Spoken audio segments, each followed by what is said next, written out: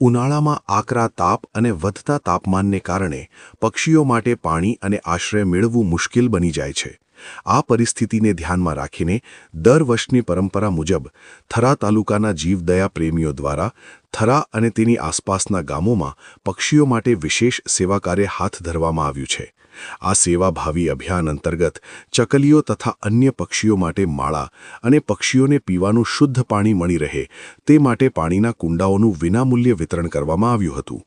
આ પ્રશંસનીય કાર્ય વિશે વાત કરતા થરાના જાણીતા નોટરી એડવોકેટ રાજેશભાઈ બારોટે જણાવ્યું હતું કે પક્ષીઓ પર્યાવરણનું સંતુલન જાળવવામાં મહત્વનો ફાળો આપે છે અને ઉનાળામાં જ્યારે પાણીના સ્ત્રોત સુકાઈ જાય છે ત્યારે પક્ષીઓની તરસ છિપાવવી એ આપણી નૈતિક ફરજ છે.